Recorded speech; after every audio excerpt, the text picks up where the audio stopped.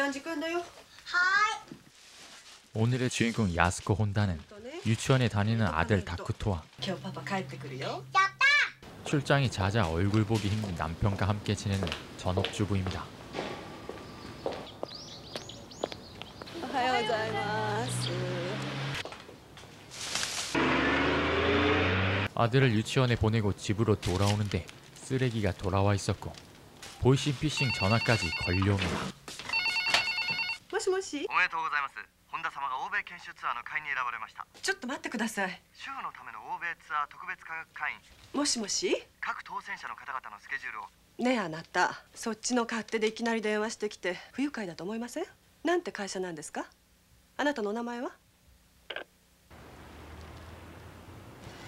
見て。もうパパは。 이어서 방문 판매원이 초인종을 누르게 되고 はい、どちら様でしょうか？こんにちは、村の生命でございます。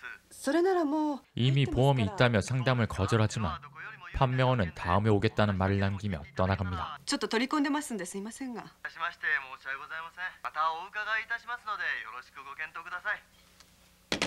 그때 또 다른 누군가가 야스코의 집을 방문하게 되는데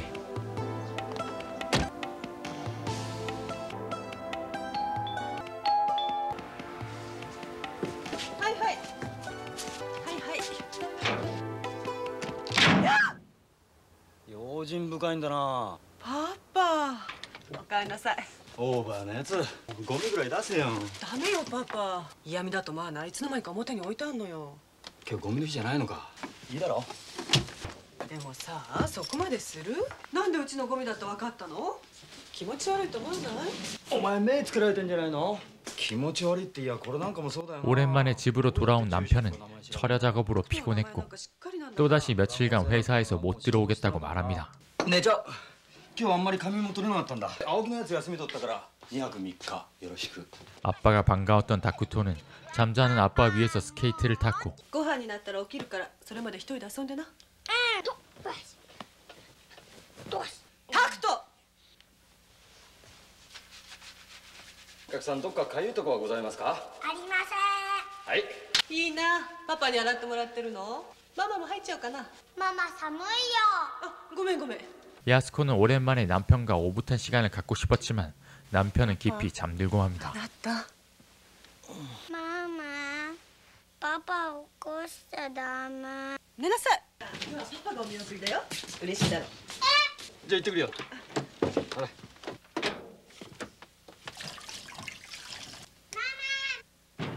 등교하던 다쿠토가 준비물을 깜빡하며 집으로 돌아왔고 아이를 다시 보낸 야스코는 걸려오는 전화를 받다 현관문이 닫히지 않고 마는데 ああ、みゆき、どうしてたの？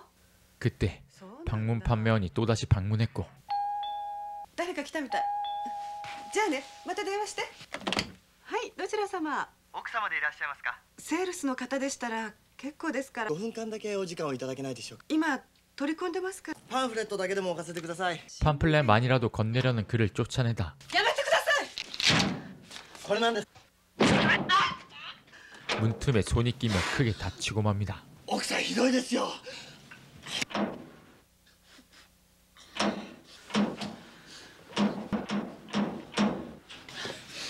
こういうのって傷害事件になるんじゃないですか。安心してください。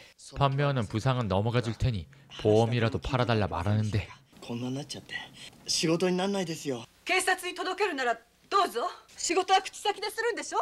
ひどいな。ごめんなさい。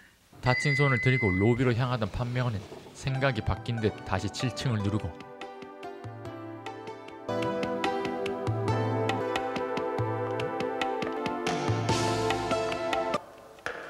자신에게 모욕감을 준 야스코의 집문을 거세게 차기 시작합니다.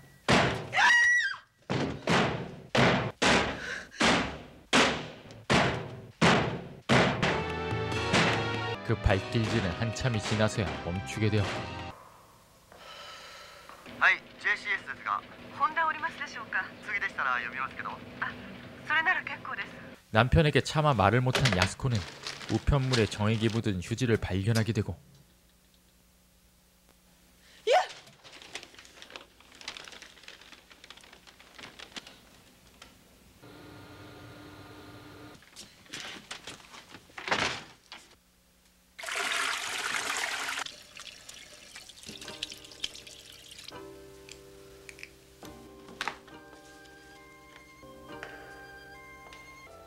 사람들이 자신의 집 앞에 서성거리는 걸 보게 되는데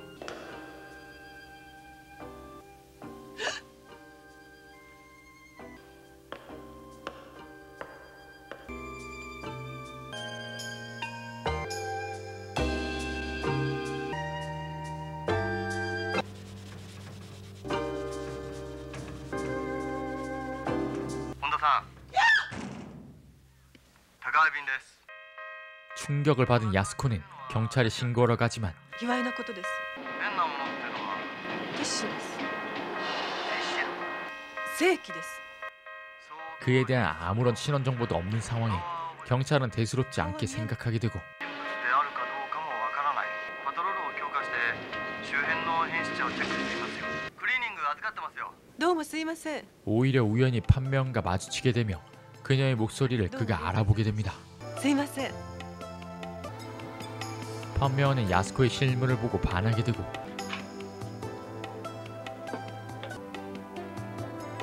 그녀를 쫓아다니며 자신만의 상상을 하기 시작합니다.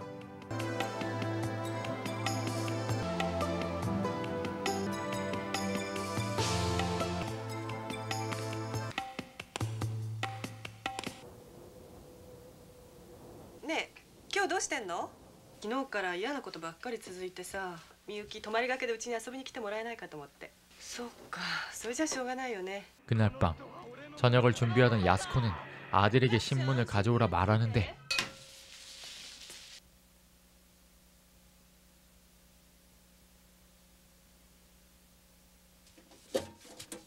ママ取れないよ。本当だよ。かかっちゃったのかな。 신문을 당겨보던 야스코는 그것이 사람의 손길임을 알게 됩니다.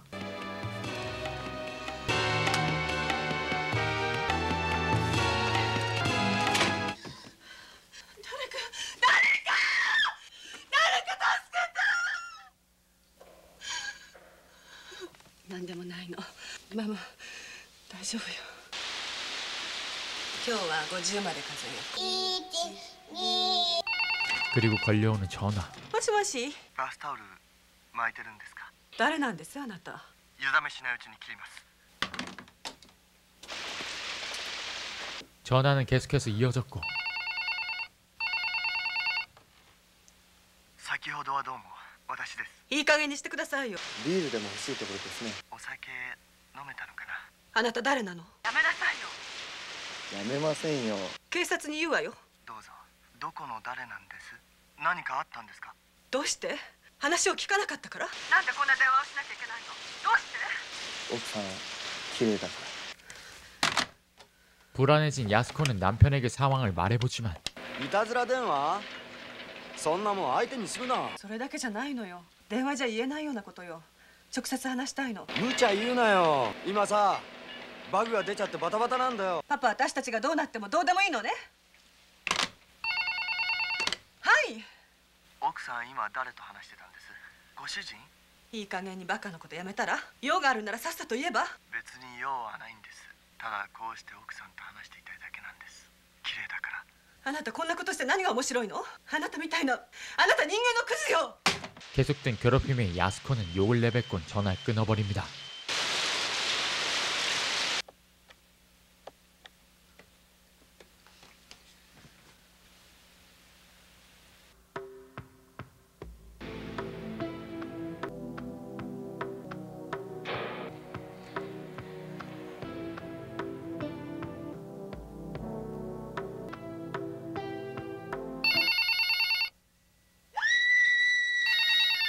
다음날 다행히 별일은 일어나지 않았지만 悪かったな昨日は。変わりないか？ごめんね。私も気が立ってたから。俺これから仮眠取るんだけど何かあったら電話しろ。明日の晩飯頼むよ。分かった。タクちゃん、危ないよ。やめなさい。タクちゃん。ママ綺麗だよ。バカ。奥さん綺麗だから。 일상으로 돌아온 야스코에게 어제의 목소리가 계속 맴돌게 됩니다. 奥さん綺麗だから。 또다시 걸려온 전화에 야스코는 말을 하지 않고 부재중으로 돌려보지만 お待たせしました。私です。これから伺っていいですか？ぜひお会いしたいんです。お名前、ご用件、連絡先などお願いします。イルス使ったりしてダメですよ奥さん。奥さんが私の声聞いてくれてるのは分かってるんですから、奥さんのこともっと好きになってしまいましたよ。感激だったな、水着姿。眩しいくらいだった。ご主人の車。 그가 자신을 지켜보고 있었으며 가족들까지 위험에 노출됐다는 사실을 깨닫게 됩니다. どうしてそんなこと？ほら出た。どうして？奥さんは私のこと何にも知らないけど、私は何でも知ってるんですよ。タクトすみれ幼稚園でしたね。元気にしてるのかな。 깜짝 놀란 야스코가 유치원으로 달려가 아들을 데려오지만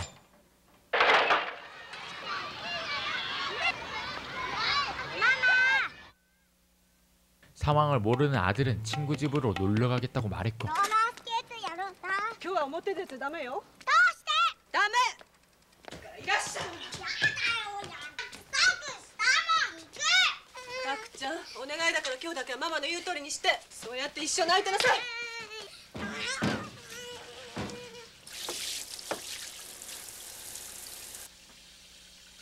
야스코가 화장실을 청소하는 사이 집안에서 사라지게 됩니다. タクちゃん、起きて電話出て。タクちゃん。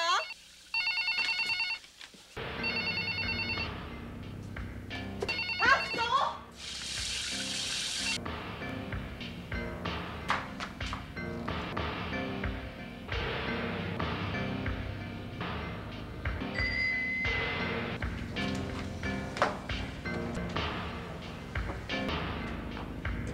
밖으로 뛰쳐나온 야스코는 주위를 둘러보지만 아들을 찾지 못했고 やだ。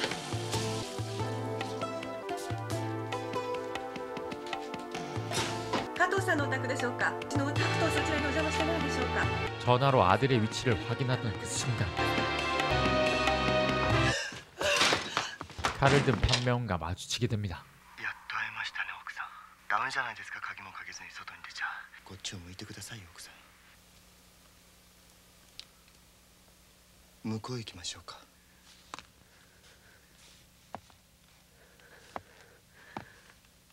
판매원은 그녀를 침대로 데려갔고 こんなもの持ち出しちゃったりして。けどこうでもしないと奥さんきっと言うこと聞いてくれそうにもなかったか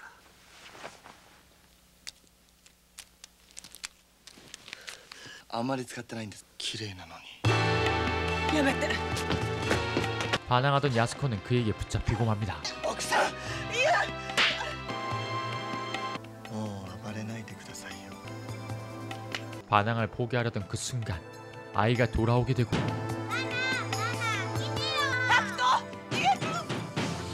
れた方がいいじゃないですか。逃げても私は追いつけますよ。どうする気？ 판매원은 아이를 건들지 말라는 야스코의 부탁으로 손님 행세를 하기로 합니다. わかりました。はい。今開けるからね。お客さんということにしてください。おかえり。お客さんよ。こんにちはは。こんにちは。はい、こんにちは。早かったのね。ママがいけないんだから。タクト。お腹すいた。すぐ作るからね。タクト君、おじさんと遊ぼうか。うん、ビリヤ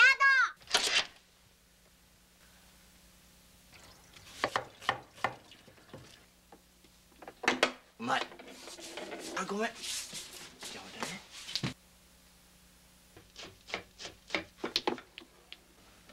야스코는 남편이 곧 돌아올 거라고 거짓말을 해보지만 もう主人が帰ってくるかもしれません。そうなったらなったで 판매원은 신경 쓰지 않았고 いいと思ってたとこなんです。どうなったっていいんですよ、私なんか。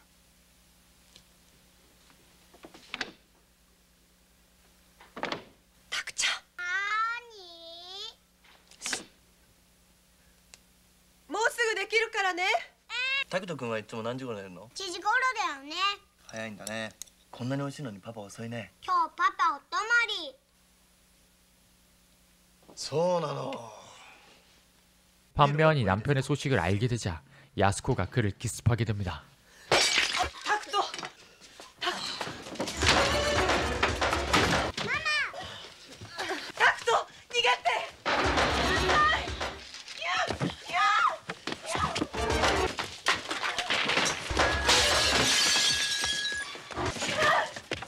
몸싸움을 벌이던 야스코는 그의 눈에 세제를 뿌렸고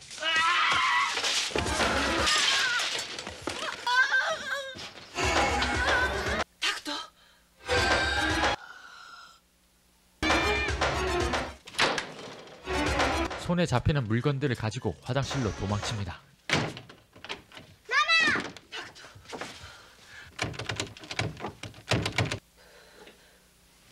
大丈夫だからね。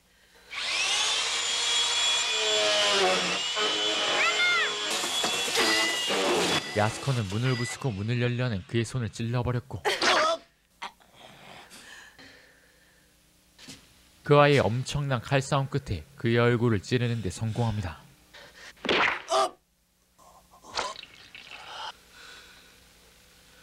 얼굴이 아작난 판명은 곧이어 손마저 아작이 나버리고 말았고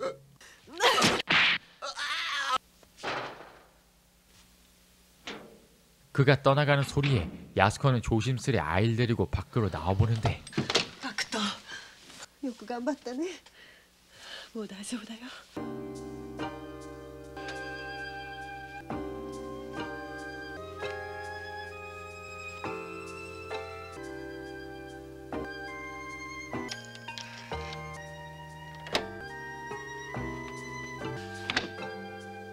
사실 판명은 화장실에 숨어 있었고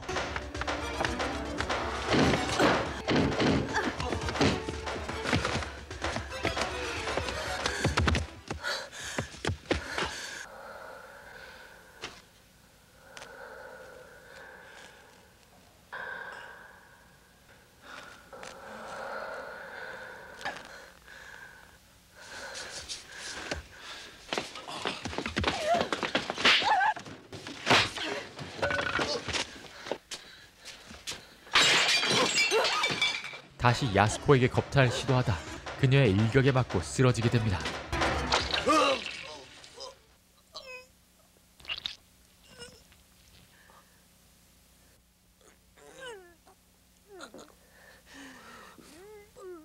마지막 힘을 쏟아 야스코의 목을 조르던 판명은 다쿠토에게 막타를 받게 되고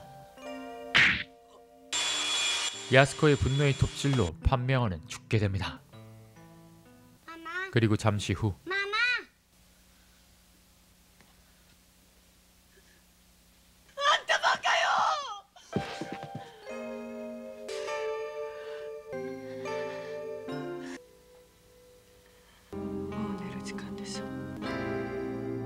야스코에게 새로운 방문객이 찾아오는 모습을 끝으로 영화는 마칩니다. 本田さん、聖者の家のものですが、ちょっとお話を聞いていただけないでしょうか。 영화 잘 보셨나요? 영화 도어는 1988년에 개봉한 일본 공포 스릴러 영화입니다. 평범한 주부가 우연한 일로 세일즈맨의 반감을 사게 되면서 공포에 떨게 되는 모습들을 그린 작품이었는데요. 초중반 긴장감 있게 끌고 가는 스토리나 연출은 좋았지만 중후반부는 개연성도 많이 떨어지고 많이 짜치는 결투신이라던가 아무래도 37년이나 된 영화의 한계들이 많이 보였던 것 같았습니다. 그래도 80년대 작품을 찾아볼 일이 많이 없고 화질이 리마스터되어 재출시되는 작품들이 많지 않기에 고전 작품들을 좋아하시는 분들께만 추천드리겠습니다. 오늘도 끝까지 시청해주셔서 감사의 말씀드리고요. 구독과 좋아요는 채널 유지에 큰 도움이 되니 꼭 부탁드리겠습니다. 이상 쿠쿠무비였습니다.